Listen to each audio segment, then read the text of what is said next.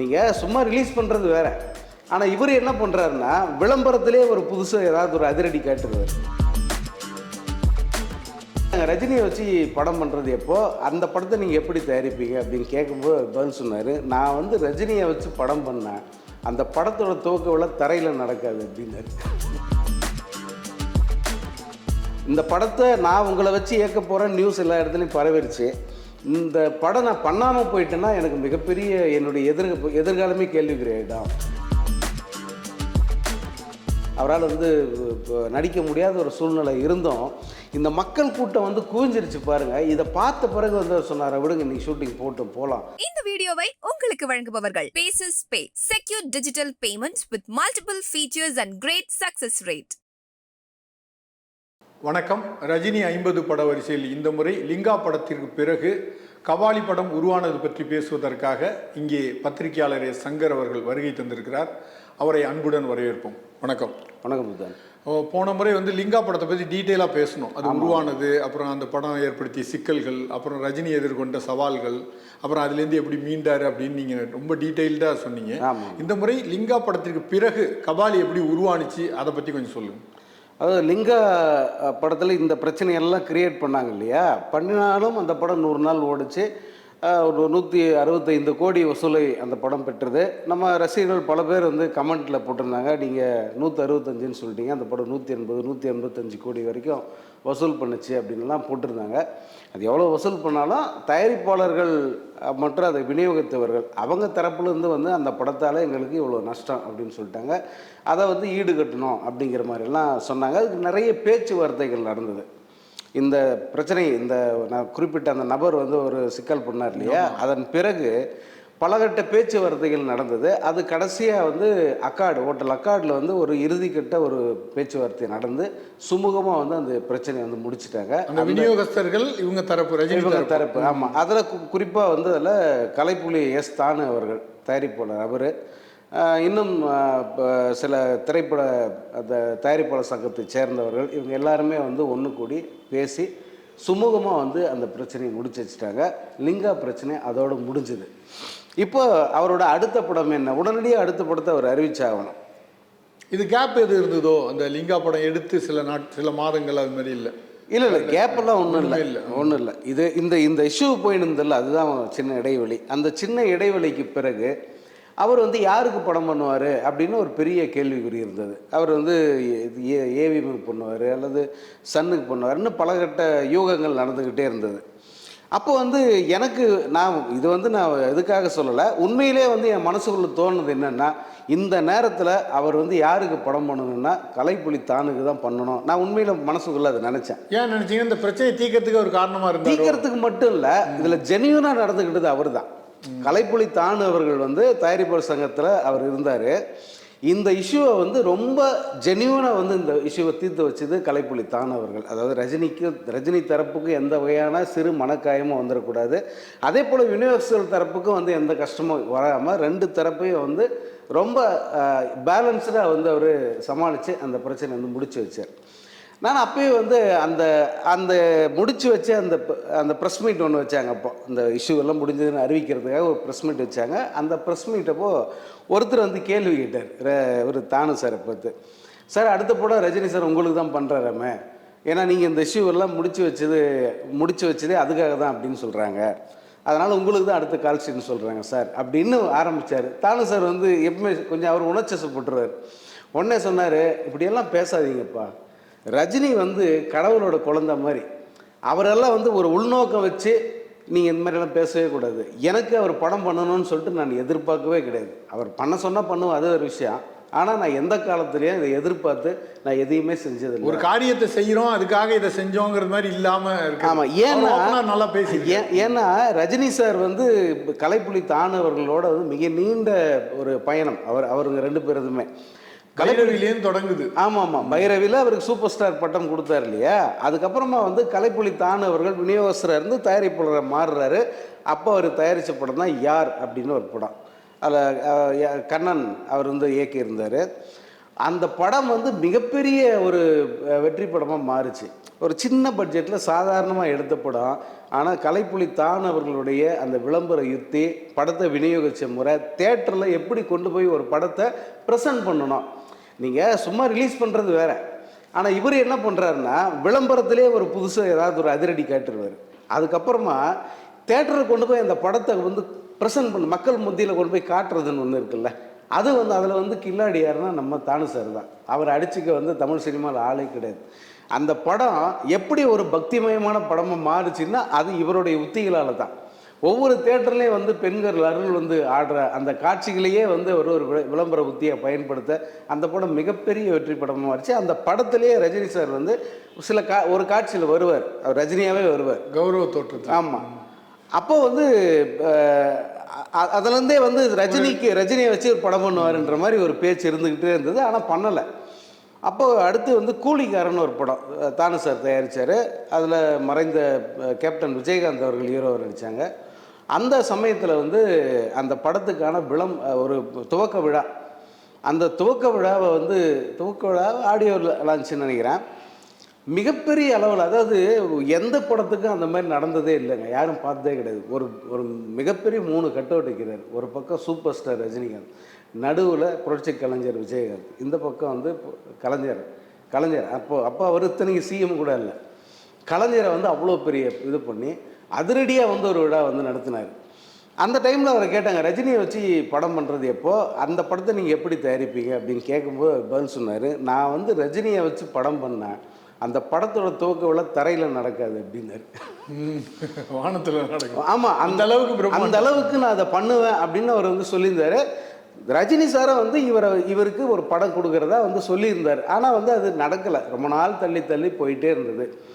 ஒரு படம், அதாவது குசேலன்னு ஒரு படம் பண்ணாங்க இல்லையா, ஆக்சுவலாக அந்த பட வாய்ப்பு வந்து தானு சாருக்கு தர்றதுக்கு இருந்தார். அதாவது குசேல் மாதிரி ஒரு கௌரவ தோற்றத்தில் இல்லை, முழு படமாகவே தானு சார் தயாரிக்கிட்டோம் அப்படின்னு சொல்லிட்டு அவர் அந்த வாய்ப்பை அவர் கொடுத்தார். ஆனால் அந்த நேரத்தில் பாலச்சந்தர் அவர்கள் வந்து ரொம்ப பொருளாதார ரீதியாக கஷ்டப்படுறாரு அப்படின்னு கேள்விப்பட்ட உடனே இந்த பட வாய்ப்பை வந்து தானு சார் விட்டு கொடுத்தார். அவர் குரு அவரே. இன்னொன்று, தமிழ் சினிமா வந்து வணங்கத்தக்க ஒரு பெரிய ஒரு படைப்பாளி அவர் சிக்கல் இருக்கும்போது வந்து அதை பார்த்துட்டு சும்மா இருக்கக்கூடாது. அதனால் ரஜினி சாரோட கால்ஷீட் நான் விட்டு கொடுத்துட்றேன், இவரை வச்சு அவர் பண்ணட்டும் அப்படின்னு சொல்லி விட்டு கொடுத்தாரு. அந்த மாதிரி ஒரு ரொம்ப இருவருக்கும் பெருந்தன்மையான, அதே நேரம் விட்டு கொடுக்குற, ரொம்ப அன்பான உண்மையான ஒரு நட்பு ஒன்று இருந்துக்கிட்டே இருக்குது இப்போ வரைக்கும். அதனால் நான் நினச்சது என்னென்னா, ரஜினி சார் இந்த வாட்டி வந்து அந்த படம் சரியான முறையில் எடுக்கணும், சரியான முறையில் வியாபாரம் பண்ணணும், சரியான முறையில் ரசிகர்களை போய் சேரணும். அப்படின்னா இன்றைக்கி இருக்கிற சூழல் தானு சார் தான் சரியான நபர் அப்படின்னு நான் நினச்சிக்கிட்டே இருந்தேன். அது நடந்தது. ஆக்சுவலாக யார் இதை அறிவித்தது? முதல்ல தானு சார் தான் அறிவித்தார். அடுத்த படம் வந்து தானு சார் தயாரிக்கிறாரு அப்படின்னு ஒரு செய்தி வந்த உடனே அது ஒரு எக்ஸ்க்ளூசிவ் செய்தியாக, அப்போ நான் ஒர்க் பண்ணிக்கிட்டு இருந்த பத்திரிகையில் வந்து அதை எழுதினேன். அப்போது அதை பார்த்துட்டு வந்து அவர் தான் தானு சார் தான் கூப்பிட்டார். எப்படிப்பா உனக்கு இந்த தகவல் தெரிஞ்சுதுன்னு சொன்னார். இல்லை, நான் கேள்விப்பட்டேன், அதனால தான் உங்களை கேட்காம நான் எழுதிட்டேன், அது உண்மைதானான்னு அப்போ தான் கேட்டேன். அப்போ தான் அவர் சொன்னார், உண்மைதான், அந்த படத்தை வந்து நான் தான் பண்ணுறேன் அப்படின்னாரு. படத்தை இயக்க போகிறது யார், படத்தை எப்படி வந்து இந்த படம் இந்த இதுக்கு வந்ததுங்கிற டீட்டெயில் எல்லாம் அதுக்கப்புறமா தான் கிடச்சிது. இது எப்படின்னா, சௌந்தர்யா ரஜினியோட இளைய மகள், அவங்க வந்து தயாரிப்பாளராக மாறினாங்க. ஒரு ஆக்கர் ஸ்டுடியோஸ்னு ஒரு கிராஃபிக்ஸ் கம்பெனி வச்சுருந்தாங்க. அப்புறம் வந்து அவங்க தயாரிப்பாளராக மாறி ஒரு படம் பண்ணாங்க, கோவான்னு ஒரு படம். அதில் வெங்கட் பிரபு தான் அந்த படத்தை டைரக்ட் பண்ணார். அப்போ வெங்கட் பிரபு கிட்ட அசிஸ்டண்ட்டாக இருந்தவர் தான் இந்த ரஞ்சித். அந்த இப்போ அந்த ஒரு உதவி இயக்குனர்ன்ற முறையில் வந்து அவங்க சௌந்தர்யா ரஜினிகாந்துக்கு அறிமுகமானாங்க. இவருடைய அந்த பாணி, இவருக்குன்னு கதை நிறைய வச்சுருப்பார்ல, அதெல்லாம் பார்த்து உடனே வந்து அவங்க இம்ப்ரெஸ் ஆகி ஒரு கதை, ரஜினி சாருக்கு ஏற்ற ஒரு கதை நான் வச்சுருக்கேன்னு சொன்ன உடனே இவர் கொண்டு போய் அவர்கிட்ட அறிமுகப்படுத்திட்டாங்க. இவர் சொன்ன கதை வந்து அவருக்கு ஆக்சுவலாக பிடிச்சிருந்தது. இருந்தாலும் 2 படம் தான் பண்ணியிருக்கார். அப்போ அட்டகத்தின்னு ஒரு படம், மெட்ராஸ்ன்னு ஒரு படம். 2 படமும் வந்து விமர்சன ரீதியாக ஒரு நல்ல பேர் அந்த படங்களுக்கு இருந்ததை தவிர, பொருளாதார ரீதியாக, அதாவது வணிக ரீதியாக மிகப்பெரிய வெற்றி படங்கள் இல்லை. விமர்சன ரீதியாக ஓகே, நல்ல படங்கள் தான், ஆனால் பெரிய லாபம் கொடுத்த படங்கள்னு அதை சொல்ல முடியாது. இருந்தால் ரஜினிகாந்த் வந்து உடனடியாக வந்து பார்க்கலாம் அப்புறம் அப்படின்னு சொல்லி அனுப்புறது ரொம்ப நேரம் இல்லை.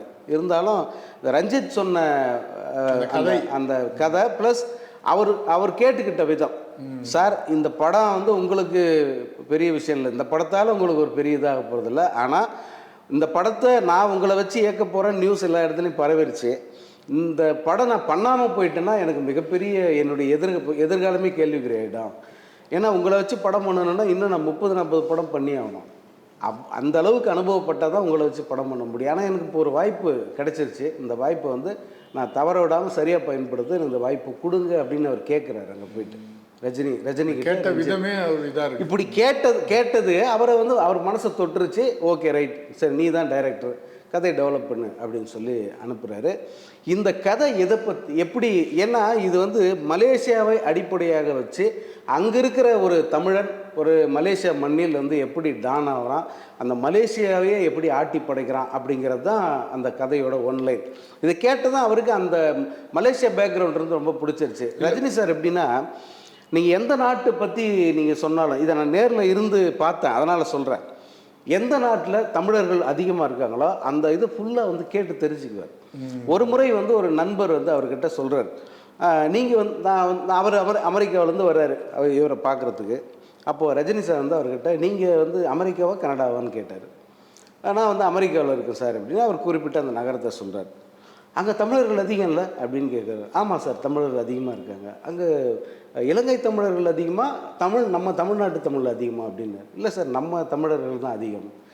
இலங்கை தமிழ் அதிகமாக இருக்கிற ஊர் எங்கெங்க, வேறு எங்கே இருக்குது, அமெரிக்காவில் எங்கே இருக்குதுன்னு ஆர்வமாக கேட்குறாரு. அவர் வந்து அதை சொல்கிறாரு. சொல்ல அவர் அதை கேட்டுக்கிறாரு.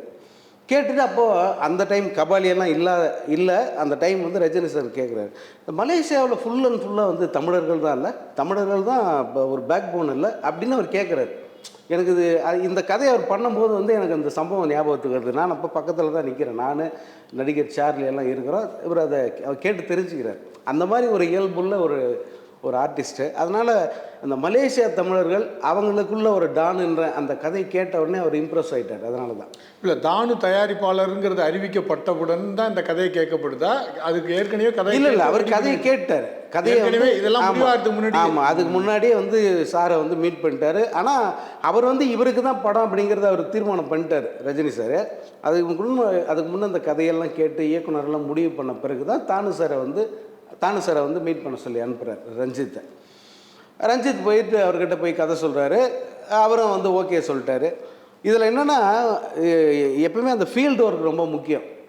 ஒரு படம் பண்ணுறீங்கன்னா எந்த இடத்துல அந்த கதைக்களம் என்னவோ அந்த கதைக்களத்தை பற்றி முழுசாக லேண்ட்ஸ்கேப் எப்படி இருக்கும், முழுசாக ஜியோகிராஃபிக்கலாக எப்படி இருக்கும், ஹிஸ்டாரிக்கல் ஜியோகிராஃபிக்கல் இது எல்லாமே நல்லா தெரிஞ்சுக்கிட்டு சரியான ஒரு ஸ்டோரியாக வேணும் அப்படின்னு சொல்லிட்டு அவர் நினைப்பார். அதனால் ரஞ்சித் வந்து இந்த மலேசியாவுக்கு அந்த பக்கம் இருக்கிற அந்த இல்லை இந்த காடுகள் இருக்கிறது, அந்த பனைக்காடுகள் அதெல்லாம் இருக்குல்ல, அந்த பகுதி மக்கள் அதை பற்றியெல்லாம் வந்து ஒரு ஸ்டடி பண்ணி அதை பேஸ் பண்ணி ஒரு கதை ஒரு திரைக்கதையை அவர் ரெடி பண்ணுறாரு.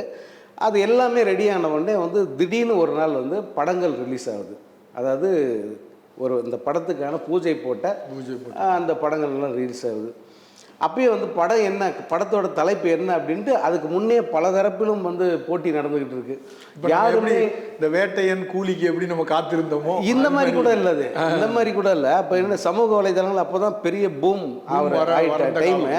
அந்த டைமில் வந்து எல்லா மட்டத்துலேயுமே வந்து என்னவா இருக்கும், அந்த தலைப்பு என்னவா இருக்குன்னு எல்லாருமே இது பண்ணுறாங்க. அப்போ தான் நம்ம பிஆர்ஓ யூனியனில் இருக்கார் நம்ம நிக்கில் முருகன், நம்ம நண்பர், அவர் வந்து அதை ரொம்ப மறைமுகமாக வந்து அதை ரிவீல் பண்ணார். மயிலாப்பூரில் இருக்கிற மிகப்பெரிய கடவுளோட பேர் அது அப்படின்ட்டு எல்லாருமே ஈஸியாக சொல்லிட்டாரு.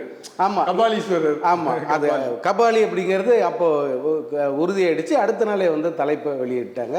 அந்த படத்தோட பூஜை ஸ்டில்ஸ் எல்லாமே வெளியாகி எல்லா மட்டத்திலும் ஒரு மிகப்பெரிய எதிர்பார்ப்பு வந்துடுச்சு. ஏன்னா கபாலிங்கிறது ஒரு சாமானியனின் பெயர். நம்ம ஊரை பொறுத்த வரைக்கும் கபாலிங்கிறது ஒரு பெரிய கோட்டீஸ்வரன் பெயராக நீங்கள் பார்த்துருக்க முடியாது.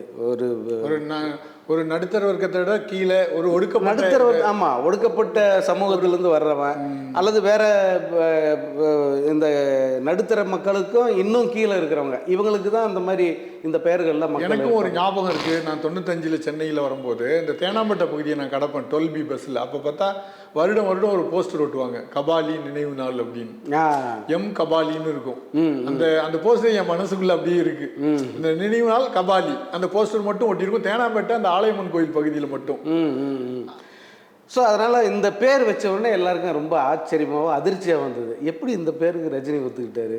இந்த ஏன்னா கபாலின்ற தலைப்புனா அப்போ இந்த பேர் வந்து அவரோட பேர் தான், படத்தில் அவருக்கு அந்த கேரக்டருக்கு இந்த நேமாக தான் இருக்குது, எப்படி ஒத்துக்கிட்டாரு அப்படின்னு எல்லாரும் பேசுகிறாங்க. அப்போ வந்து அந்த படத்தோட காஸ்ட் க்ரூ எல்லாமே ஒன்று ஒன்றா வந்து ரிவீல் ஆகுது. எல்லாமே புதுசாக இருக்குது.